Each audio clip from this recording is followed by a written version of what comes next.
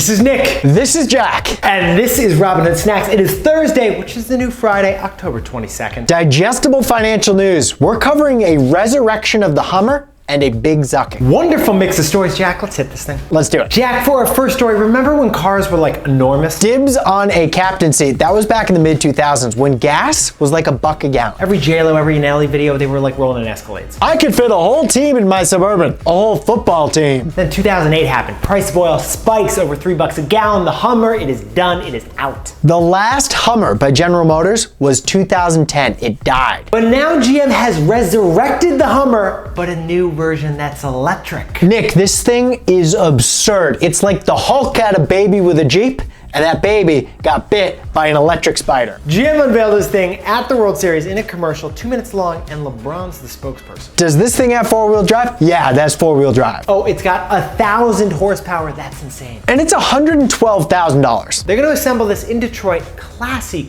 move over there. 100-year-old plant, brand new electric Hummer. So Jack, what's the takeaway for our buddies over at General Motors? This is the cultural moment for electric vehicles in America. Honestly, snackers, everyone's talking electric vehicles, but they were just 2.6% of car sales in all the world last year. But now the most unsustainable vehicle on the history of the earth. The old Hummer got 9 miles a gallon. Now it's going electric. Now that we've gone e-Hummer, there's no going back. For our second story, Jack, Snapchat stock jumped 28% to an all-time high after its earnings report. Pretty good stat. The number of people using Snapchat daily jumped 18% to 249 million. And revenue surged 52% because advertisers quit Facebook and jumped over to Snapchat. 52%, that's the best they've ever had. So here's how this went down. Back in July, celebs started protesting against Facebook for its role in enabling hateful and destructive speech to spread online. I remember it well. It was a boycott, and it was online. It was a movement. It was called Stop Profit for Hate. The wild thing was then 1,000 companies, over 1,000, jumped on in, and they stopped doing advertising on Facebook and Instagram. That boycott means the ad buck started moving from Zuck's apps